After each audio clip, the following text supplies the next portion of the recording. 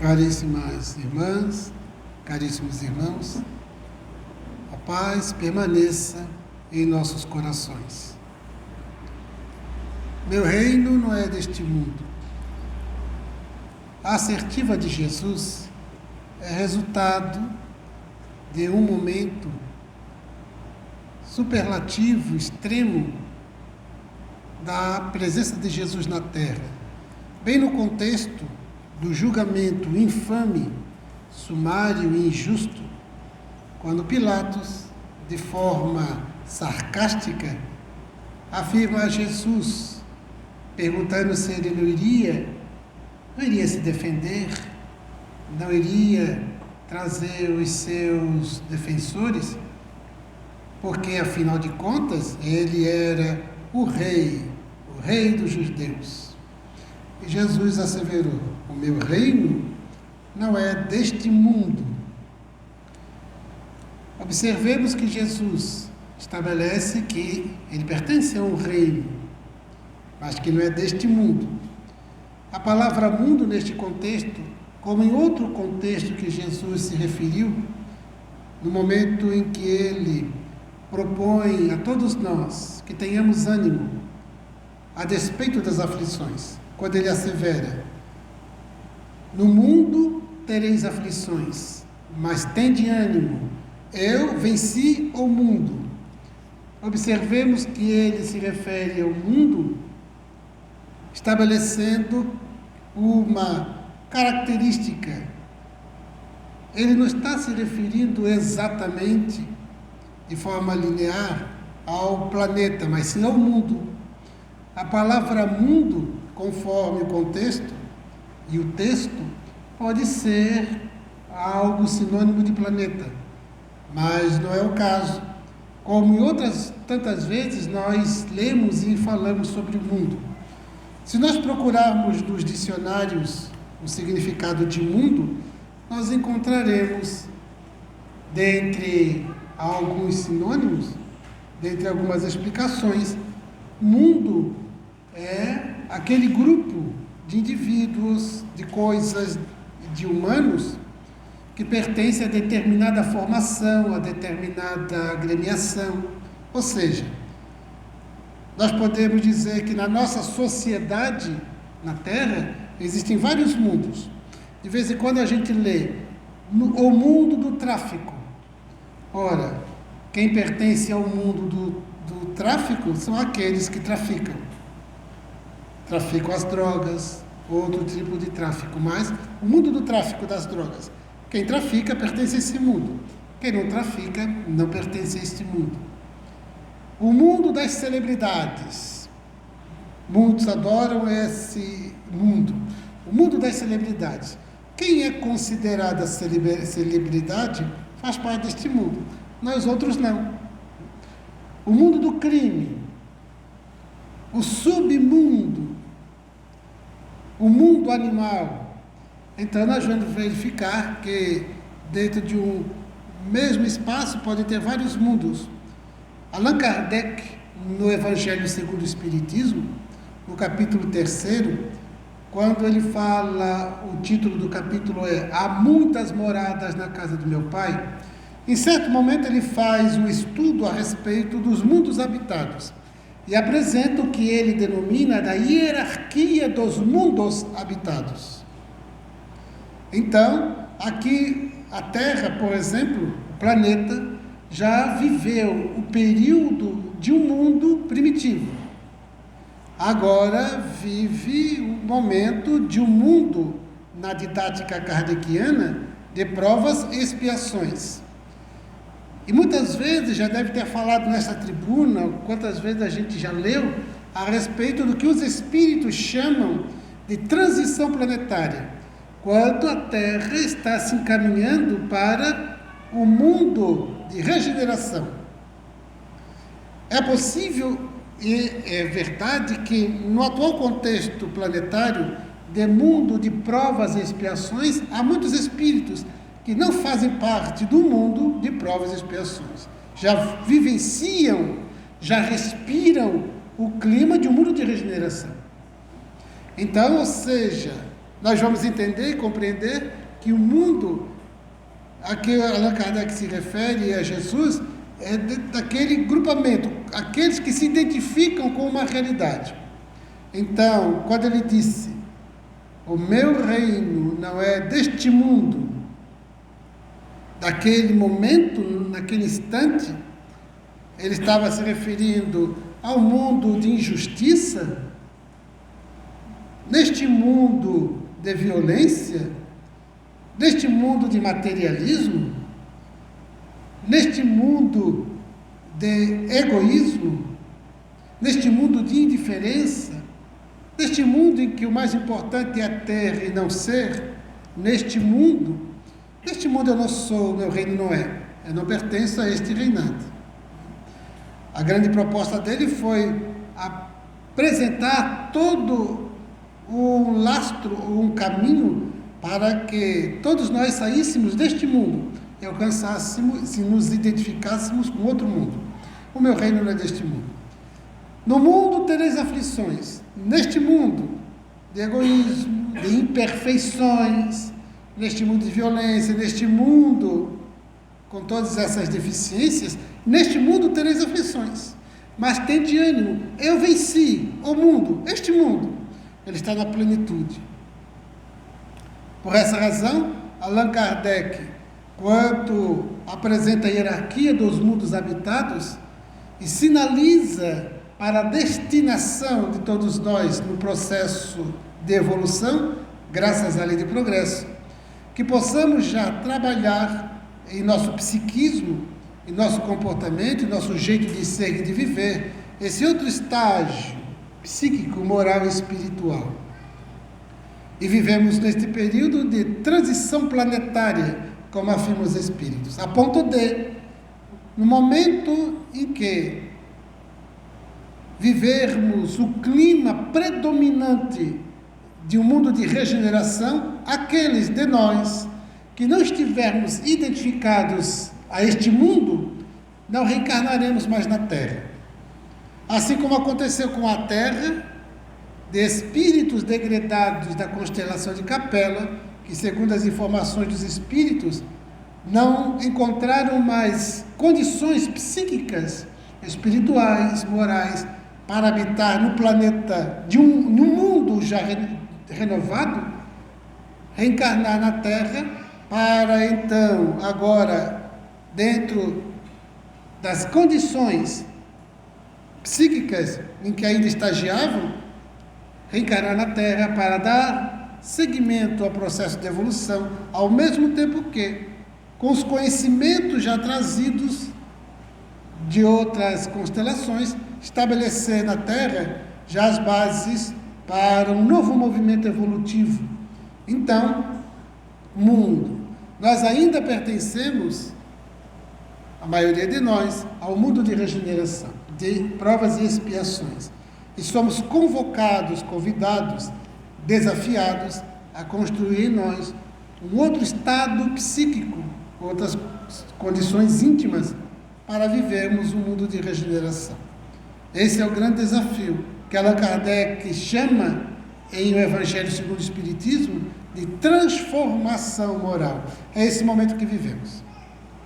Por essa razão, a nossa necessidade urgente de vivermos a mensagem autenticamente cristã para empreendermos esse movimento transformador, para transformarmos o mundo, nos transformando. E nós encontramos na religião, pelo menos devemos ou deveríamos encontrar, as condições favoráveis para produzir esses estímulos.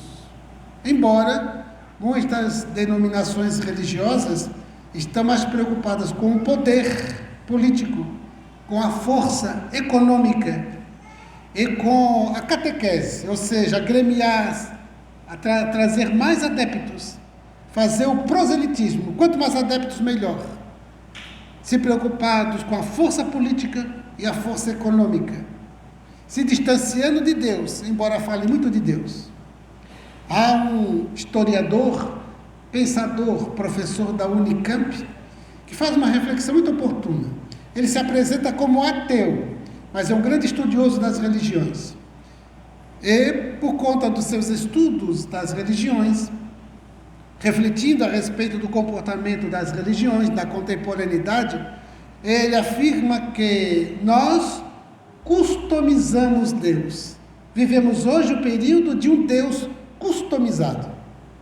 A customização é todo o trabalho que realizamos para adaptar uma coisa, um objeto, ao nosso interesse. Hoje se fala muito da customização de roupas. A pessoa pega uma peça de roupa, corta, incrementa, põe uma coisa, tira outra para o seu jeito, para o seu gosto, adaptar-se. A customização de roupas.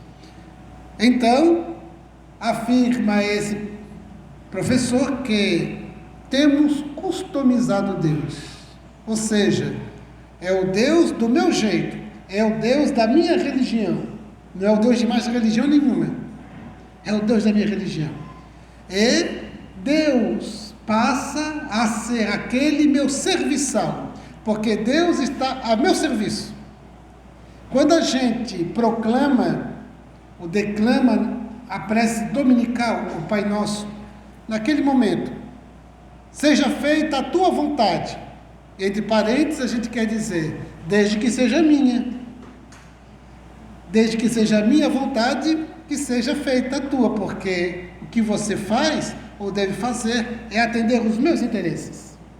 Então nós passamos o quê? Por consequência, a customizar a fé. É a fé customizada.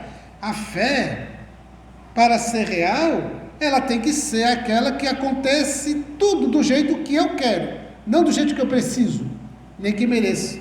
Não é do jeito que eu preciso, é do jeito que eu quero.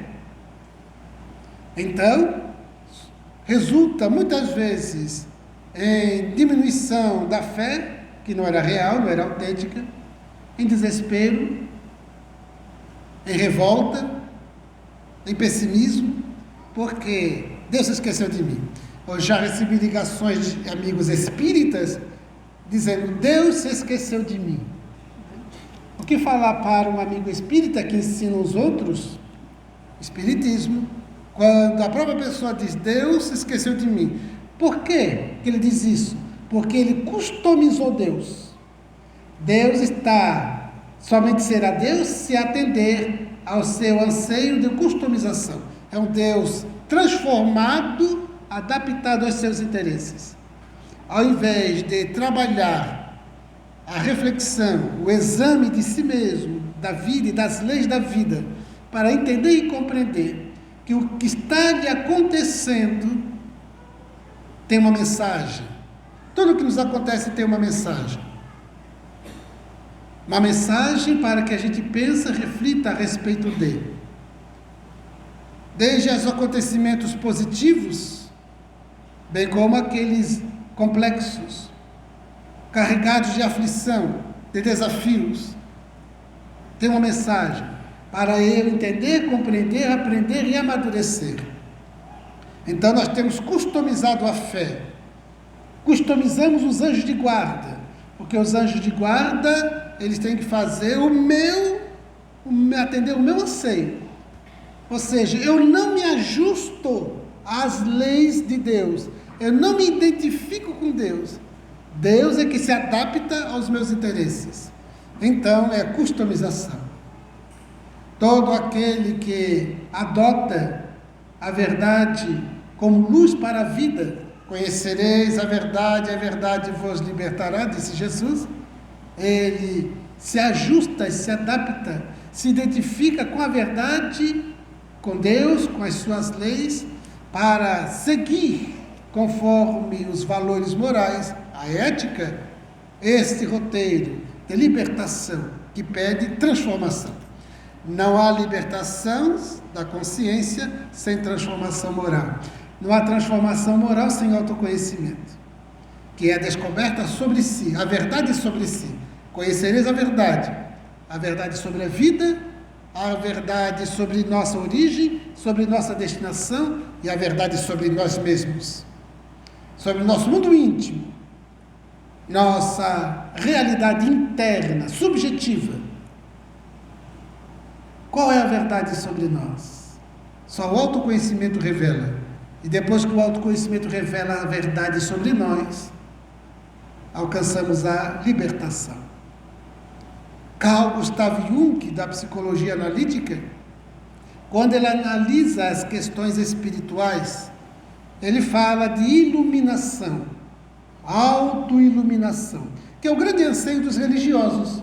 E nós, os espíritas, em especial, porque nós aprendemos muito a respeito da evolução, da iluminação do espírito. E então Jung afirma o seguinte: as pessoas farão de tudo para fugir da realidade de si mesmo. Farão mesmo o absurdo para fugirem de si mesmo.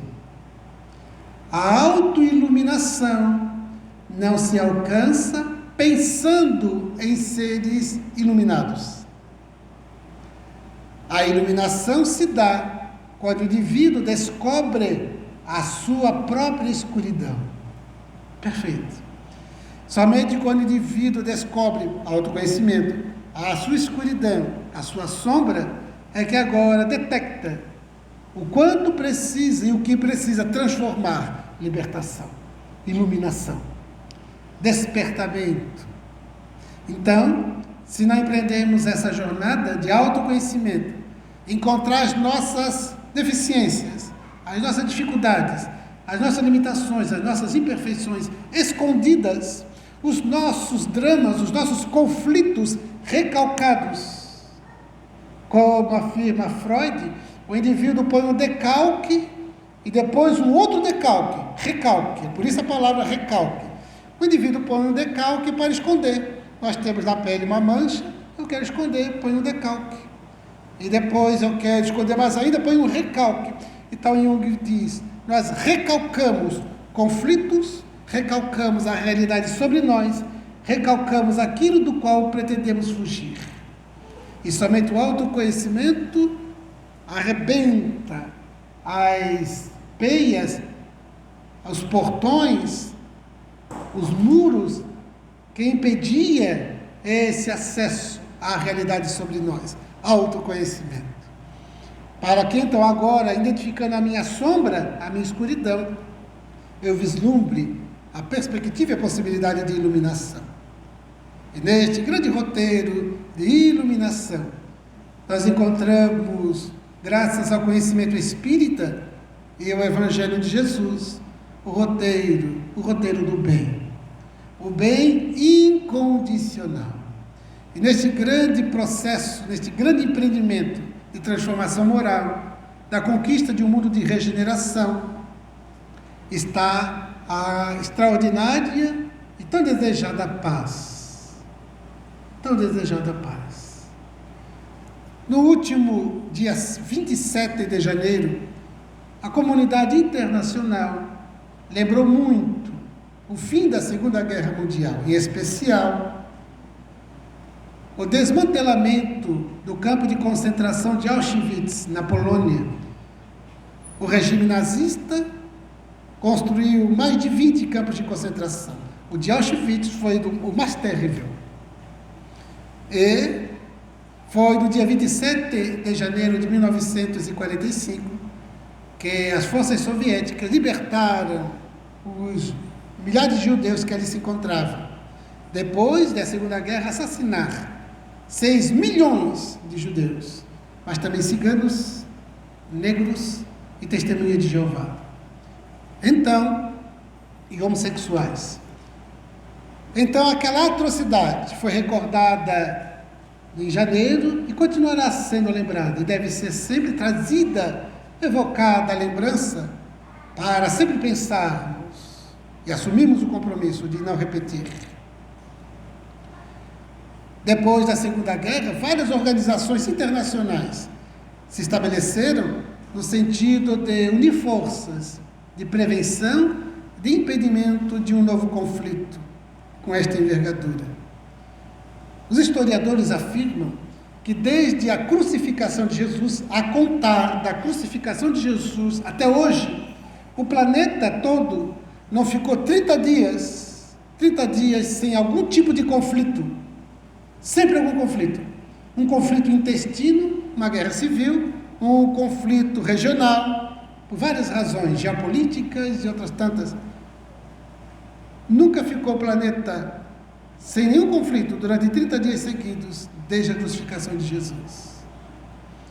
Isso revela as condições em que o planeta ainda se encontra. E, sem falar na Guerra Fria, sem falar nos permanentes discursos de ameaça e da preparação bélica com a produção e mais produção de instrumentos de guerra.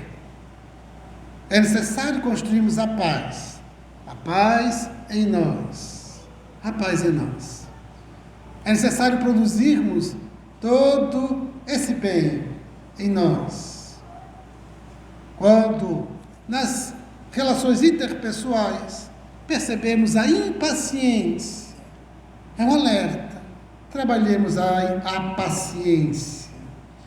Quando nós temos as dificuldades emocionais de lidar com as dificuldades, com os embaraços, com os desafios, com o sofrimento, trabalhemos isso em nós.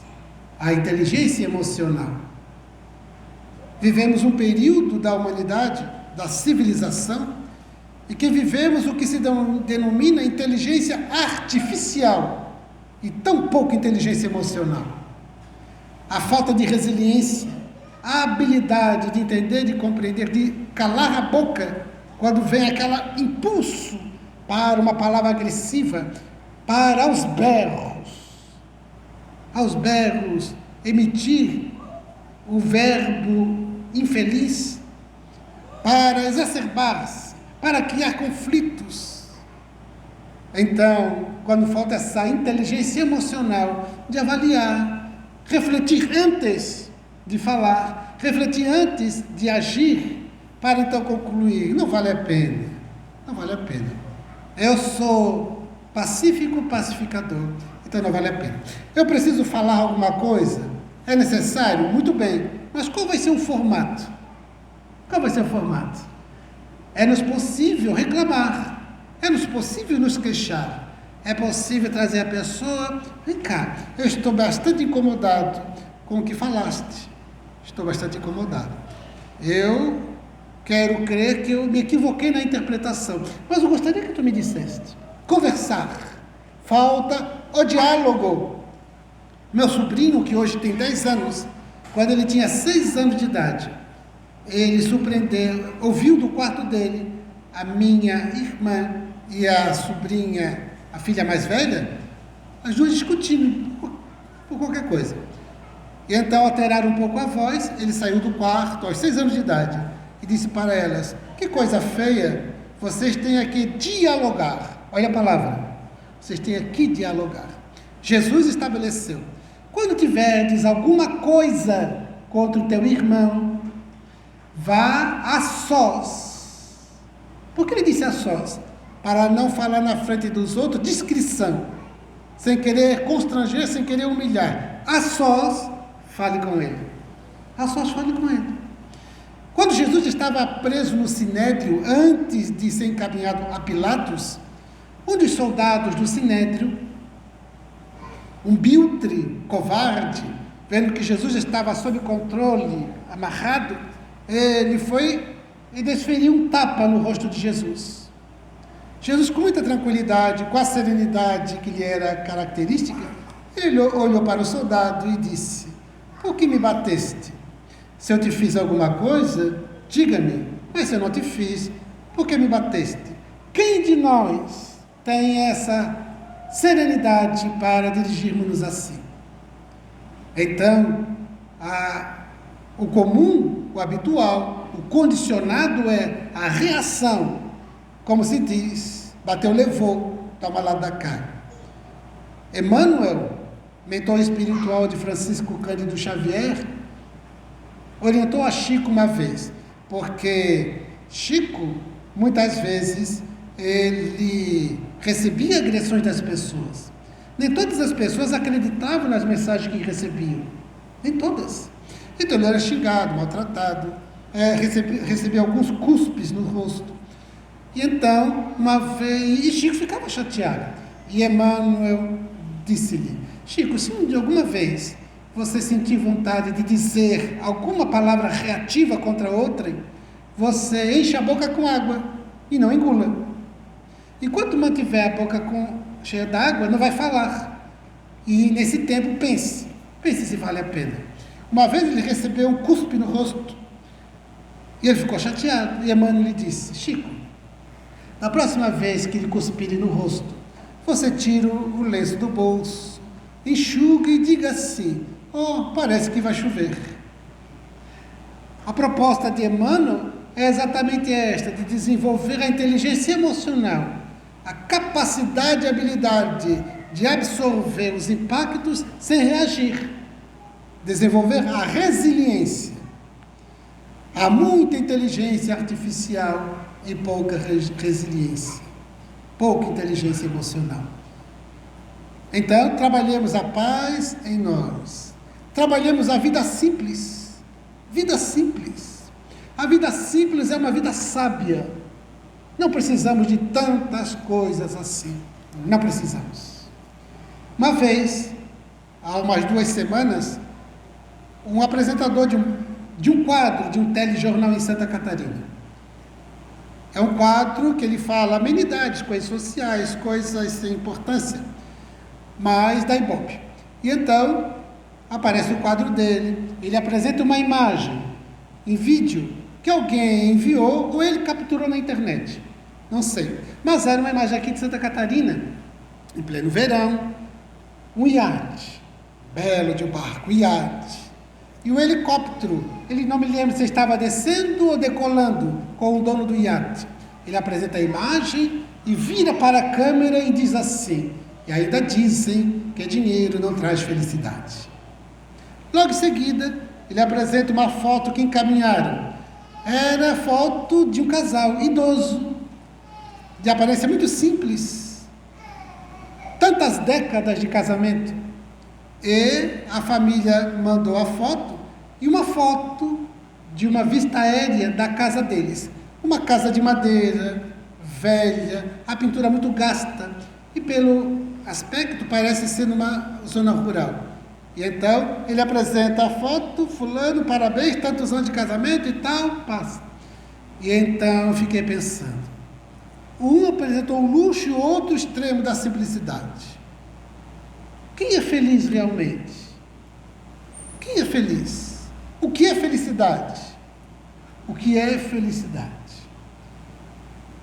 O que nós aprendemos no estudo relacionado à nossa destinação e os objetivos da vida na Terra, no espírito imortal, na condição de reencarnados, é que a vida simples é uma vida sábia. Quando Allan Kardec faz um estudo sobre felicidade, a partir do item 920 do Livro dos Espíritos, no item 922, ele pergunta aos espíritos, mais ou menos, o que seria um conceito, o que eles diriam que é ser feliz? E os espíritos apresentam uma resposta objetiva, 2 ângulos ou 2 âmbitos de felicidade. Eles falam da felicidade material e da felicidade moral. Felicidade material é quando nós estamos encarnados. Enquanto estivermos na Terra, nessa perspectiva horizontal da vida na Terra, o que é felicidade? E a felicidade moral, que é do espírito, que é de profundidade, que é psicológica, que é da alma imortal. Então os espíritos dizem o seguinte: do ponto de vista material, ou seja, enquanto estivermos encarnados, essa necessidade material, felicidade é, olha a resposta como é simples e objetiva, felicidade é a posse do necessário. Nenhum de nós aqui padece da posse do necessário, nenhum de nós sofre com isso, a posse do necessário. Mas quem se considera materialmente feliz? Quem se considera materialmente feliz? Estamos sempre à cata de algo mais. Algo mais. Não há salário que dê para pagar as nossas ambições, os nossos anseios, os nossos sonhos, realize os seus sonhos. Quase sempre é aquela viagem, quase sempre é aquela conquista material. Os sonhos quase sempre são rasteiros lineares. Como fala um pensador, nós deslizamos, esquiamos, não mergulhamos. Apenas deslizamos na superfície do que seria a felicidade. Ou seja, não mergulhamos. O mergulho é aprofundar no estudo, no entendimento do que é felicidade. Não mergulhamos em nós mesmos. Preferimos deslizar nas aparências da nossa personalidade, nossas personas, e não mergulhamos em nós mesmos, que resultaria no autoconhecimento. Então, felicidade material é a posse do necessário. Não é desafiador? Não é desafiador? Jesus, ele sempre pontuou pela simplicidade, e foi muito simples. Nasceu num ambiente simples, morreu num ambiente, numa situação humilhante, julgado de forma sumária e infame, trocado pelo povo, trocado por um ladrão, por um bandido, Barrabás.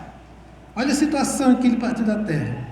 Em todo o seu percurso na terra, não foi dono de coisas. Então ele viveu a simplicidade absoluta. Ele, a plenitude. O espírito mais perfeito que esteve na terra. E ele ensinou a simplicidade. No Pai Nosso ele disse: dai-nos o pão de cada dia. Dai-nos o pão de cada dia. Ou seja, ele reconhece que na nossa dinâmica da vida na terra, nós precisamos atender às necessidades do corpo. Dai-nos o pão de cada dia. O pão representa as necessidades materiais. A roupa, a habitação, o alimento. O pão representa a necessidade material. Mas perceba o que ele diz: dai-nos o pão de cada dia. O pão simples. Queijo, margarina, manteiga, mel, é invenção nossa. O café colonial foi invenção nossa. Então a gente pede, dai-nos o pão, e a gente imagina, um café colonial completo não seria nada mal. Então nós inventamos o café colonial, e a proposta de Jesus é vida simples. A posse do necessário é a felicidade do ponto de vista material. Trabalhemos a simplicidade. Trabalhemos a simplicidade que controla as ambições. Controla as ambições, estabelece critério aos anseios, aos sonhos, e define o que é necessário e o que não é necessário. O que é necessário e o que não é necessário. Define esses critérios de avaliação. Vida simples. Vida simples. Uma vez, Chico Xavier, eu participei durante 9 anos do Conselho Federativo Nacional da Federação Espírita Brasileira. E o Conselho Federativo Nacional é a reunião dos dirigentes das federativas estaduais para deliberar a respeito do movimento espírita. Eu participei de uma reunião em que a direção da Federação Espírita Brasileira propôs uma votação. A proposta da federação foi de doar ou entregar, definir uma pensão para o Chico Xavier mensal, no valor que definiram. Chico era aposentado do Ministério da Agricultura, o escriturário da Fazenda Modelo, a antiga Fazenda Modelo do Ministério da Agricultura. Então eu recebi uma aposentadoria muito modesta como escriturário, e a FEB considerou o seguinte: o movimento espírita se beneficia tanto das obras de Chico Xavier. Grande parte das obras psicografadas por Chico foram entregues à FEB para serem transformadas na divulgação da doutrina. E os resultados da venda para manter a FEB. Chico nunca recebeu um centavo, sempre foi doação plena. Então a FEB propôs: a gente, já que o Chico ganha uma aposentadoria tão modesta, essa pensão iria ajudá-lo um tanto mais. Quem ia dizer não, né? Todo mundo aprovou, óbvio, por unanimidade. E Chico recebeu o comunicado e a primeira pensão. Chico devolveu a pensão com uma cartinha para a FEB, o presidente da FEB, dizendo: meu irmão, eu vivo muito bem com a minha aposentadoria. Esse valor da pensão, transforme-o na divulgação da doutrina ou destine para as instituições que praticam a benemerência. Eu vivo muito bem com a minha aposentadoria. Numa das últimas entrevistas que ele concedeu à televisão, que eu me recordo muito bem, foi no programa Fantástico, ele, muito idoso, o corpo bastante frágil, e a repórter perguntou sobre dinheiro, vida simples e tal, morava numa casa muito modesta. E então o Chico disse: se me chegarem agora e disserem para mim: Chico, aqui está 1 milhão, eu não me lembro qual era a moeda da época, mas vamos atualizar, 1 milhão de reais, eu direi: você está louco? Eu não preciso de tudo isto. Destine para quem precisa.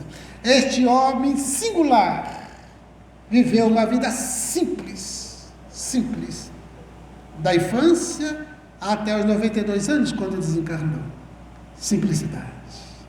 A simplicidade que esquecemos.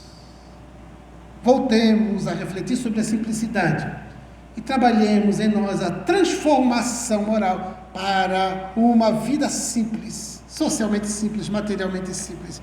É uma vida que dá menos trabalho, menos preocupações, menos tensões, simplicidade. Então os espíritos dizem: felicidade do ponto de vista material é a posse do necessário. Do ponto de vista moral, que é de profundidade, que é o psicológico, que é o da alma, do ponto de vista moral, felicidade é consciência tranquila e a fé no futuro. Consciência tranquila, que é o resultado do estado íntimo da consciência daquele que cumpre com os seus deveres morais, cumpre com os seus deveres na terra e segue mais ainda, porque Jesus disse: se te pedirem que caminhe 1000 passos, caminhe 2000, ou seja, vá além dos teus deveres, vá além dos teus deveres. Então essa consciência tranquila, ela é resultante, sim, de uma vida reta, como dizia Buda, o reto pensar, o reto falar, o reto agir. Então, trabalhemos a paz em nós, jamais reagir a nenhum mal, jamais reagir, sempre agir, perdoar, compreender, tolerar, deixar para lá, jovializar, seguir adiante. E se alguém produzir um efetivo dano, é um dano passageiro, isso passará. Mais vale o indivíduo pacificar-se por não ter sido o autor do mal. É muito melhor sermos roubados que roubar. Sermos enganados que enganar. Sermos mortos que matar. É muito melhor. Porque, como afirma o espírito Joana de Ângeles, através do médium Divaldo Franco, o mal que me fazem não me faz mal. O mal que eu faço, isso me faz mal. Então, trabalhemos no bem sempre. E a fraternidade. A fraternidade, a solidariedade e a caridade. Me faz recordar da minha adolescência. Eu lia a revista Seleções. Meu pai era assinante de publicação mensal, que até hoje tem. Quando eu estou numa banca e vejo a revista Seleções, eu compro. Ela é bastante diversificada. Tem amenidades, tem sinopse de livros, tem as informações últimas da ciência, e até anedotas. Anedotas tem. E tem relatos reais de vidas que pessoas apresentam. E eu me recordo na minha adolescência que eu li um relato de um homem que eu nunca esqueci. Ele adulto, pai de família, ele narra um episódio quando ele era criança. Ele diz que, mais ou menos assim, quando criança, morávamos, o pai, a mãe, eu e meu irmão, numa pequena cidade dos Estados Unidos, uma cidade do interior dos Estados Unidos. E chegou o circo. O circo. Imagina, até hoje o circo, imaginemos naquela época, o circo era mais ainda grandioso. Chegou o circo na cidade. Ficamos todos entusiasmados. Meu pai prometeu que levaria a mim e o meu irmão ao circo. Chega o dia. Estávamos, numa tarde de sábado, na fila para comprar o bilhete para assistir ao espetáculo. Eu e meu irmão, todos animados, conversando, aquela expectativa, na nossa frente. Me recordo, havia um homem com seu filhinho, da minha faixa etária. Mas eu me recordo que ele tinha uma aparência de homem muito modesto. Fazia parte, certamente, de uma comunidade em situação de vulnerabilidade social na periferia da nossa cidade. Quando chegou a vez dele adquirir o bilhete, que ele deveria comprar para si e para o filho, ele havia se equivocado nos valores dos ingressos e não tinha todo o dinheiro. Quando ele verificou que não tinha todo o dinheiro, eu hoje consigo entender o semblante dele. O seu semblante dizia: meu Deus, e agora? Eu vou decepcionar o meu filho, e agora? O meu pai, percebendo tudo, retirou da carteira algumas cédulas, se agachou e se levantou, dizendo: o senhor deixou cair esse dinheiro. O homem olhou para o dinheiro, e hoje eu entendo, o seu semblante dizia assim: esse dinheiro não é meu, e eu sei o que você está fazendo. Você quer me ajudar sem me constranger, e eu vou aceitar por causa do meu filho. Ele pega o dinheiro olhando para o meu pai, compra os bilhetes e segue na direção da entrada. Ele dá uns 2, 3 passos, olha para o meu pai, e hoje eu consigo entender o que ele dizia. Ele dizia sem falar: quem és tu? Muito obrigado. Dava mais 2, 3 passos, parava e olhava para o meu pai: quem és tu? Muito obrigado. E assim foi até chegar à entrada, a catraca e entrar. Nunca me esqueci deste gesto do meu pai. Eu adotei como filosofia comportamental para a minha vida, porque a fraternidade, o bem ao próximo, discreto, como Jesus propôs, que uma mão não sabe o que deu a outra, é discrição. Este gesto discreto é transformador. Então, façamos esse grande movimento, libertador do autoconhecimento, libertador do bem autêntico, do bem desinteressado, de um bem discreto, sereno, produtivo. Sigamos adiante, construindo um mundo de paz, a começar em nós mesmos. Bem-aventurados os pacíficos, os pacificadores, que serão chamados filhos de Deus. Sigamos adiante, portanto, construindo esse estado íntimo de paz e de felicidade, de alegria de viver, para que possamos ser atores e autores da transformação em nós e no mundo. Elevemos nossos pensamentos sempre a Deus, para dizer-lhe da nossa gratidão, gratidão pela vida, gratidão por estarmos aqui. A esta abençoada casa, nossa gratidão. E a cada uma das senhoras, a cada um dos senhores e jovens presentes, nossa gratidão particular pela atenção educada, pela presença paciente e os nossos votos de muito progresso, os nossos votos de muita paz. Muito obrigado.